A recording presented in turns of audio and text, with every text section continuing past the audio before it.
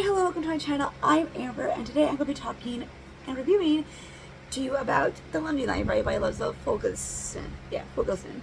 And this is about Dodie, who is a couple years away from turning 35. She is a teacher, and there's like a whole romance thing that goes on, but we'll go into that when I actually talk about this book.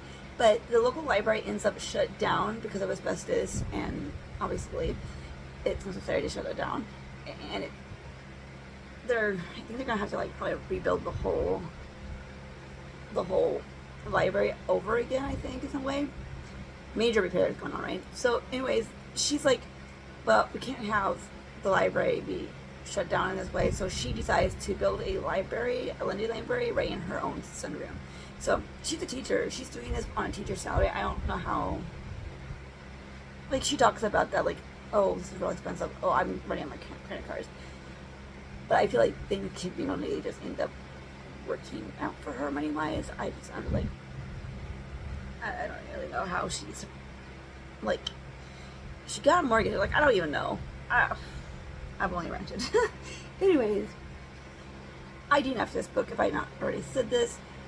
This book reads very much like a white Christian woman novel, very much catering to that target. But it feels like she's a white Christian novel trying to come off as progressive. She has one lesbian character. She talks about diversity in the books, but like the books that she mentions when she talks about the books that she's bringing into the library are very, very white. Like, she literally brings up and recommends Nicholas Sparks of all people. So, isn't Nicholas Sparks homophobic? Like, wasn't that like something that came out? I don't remember if that was him or not. Correct me if I'm wrong. But anyways, okay. So I don't know if any of you have learned about this, but there's like a whole issue around adoption in general. But there's like this whole thing when it comes to like white people going into non-white countries and then adopting these children, and like, there's a lot of issues around that. Yeah, it's cringe, the stories that I've heard. Like, there's this person that I used to watch, like, when I was just being, like, I didn't really, like, think about this, like, profiting off of your children, things like that. But anyways, there's this one family that I, like, stopped following, even before this came out, but they adopted a child, from, was it China? I don't know what country it was. I do know it was like China. I feel like it was China, but they end up putting the child back up for adoption or something. Like, they sent them back to, and I believe it was because, like, I know he was disabled or he's autistic or something along those lines. Like, so like, there's like this whole thing. This comes out, and I was just like, you adopted this child. That is your child now. And then you're treating these children like like commodities, like they're children. Okay, and I'm talking about this because this book deals with adoption a lot in this book. Okay, so as I said, the protagonist Dodie wants a child, and one of her best friends, who happens to be a lesbian, at the beginning of the book, she's celebrating her adoption papers going through. And it's a child from Ethiopia, and that's what I'm saying. Like, it's just like, it's just like a ick feeling. It feels very white savior to me, especially when we think about one of her other sisters is on humanitarian trips, which is just code for missionary trips. Like, give me a break. This is very, very not,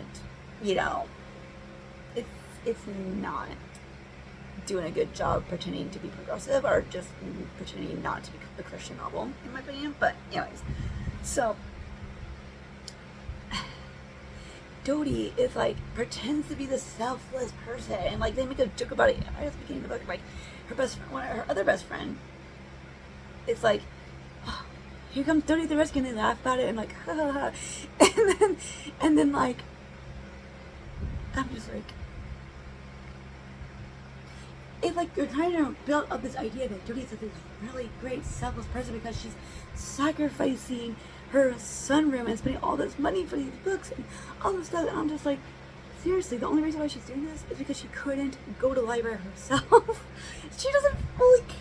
I mean, she does care apparently, but like, when she goes to the library and finds out that, because she goes to the library because she's feeling depressed about something, I can't remember what, but like she's all, I think about children, not about the whole children thing.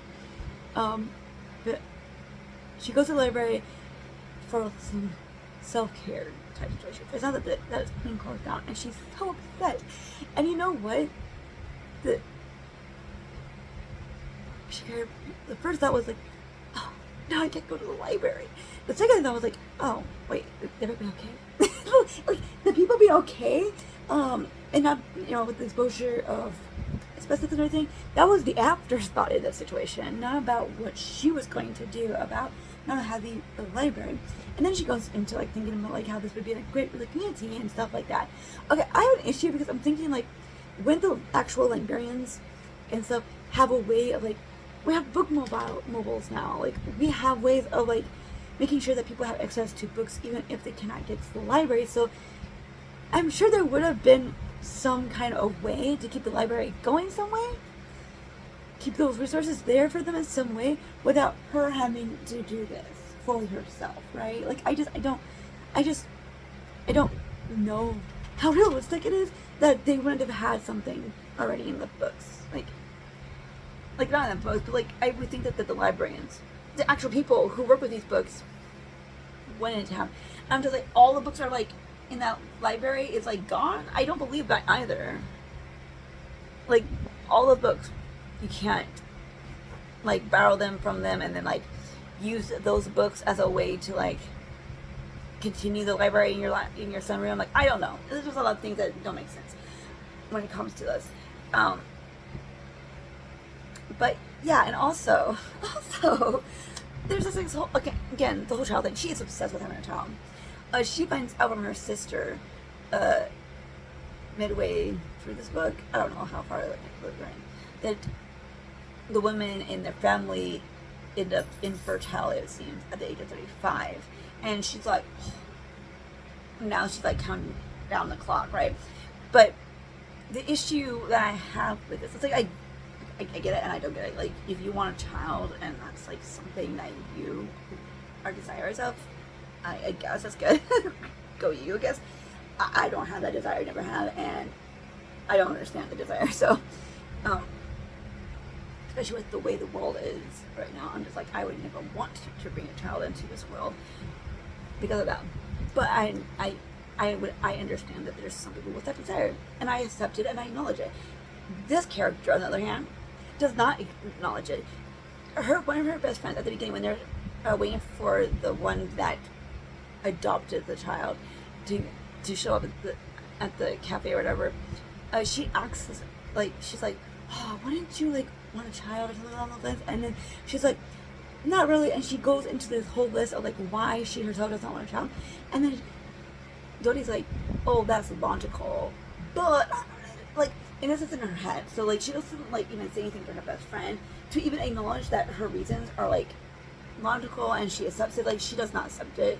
Like, she acknowledges on some level that these are logical reasons, but then she just goes on this whole tangent in her head about like how she really wants a child and why she wants a child, but like the reasons are just like, oh, squishy baby. I don't know, like she herself couldn't really give me a good reason for why she wants a child. Okay, but her best friend could give lots of good solid reasons for not wanting a child. So it's like she herself acknowledges that desiring a child can be quite illogical, but she does not acknowledge or recognize the fact, and I feel like she's dismissive, even like within her own thoughts with how obsessed she is.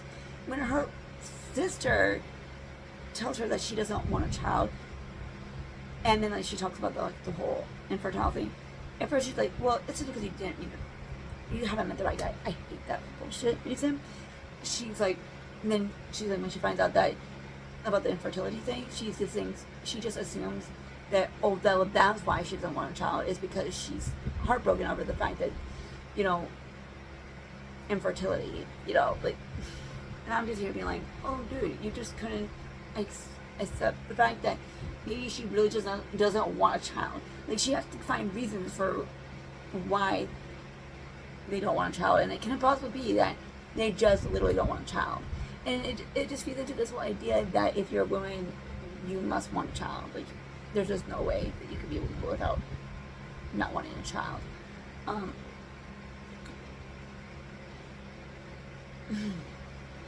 So yeah, she's quite obsessed with this whole child thing.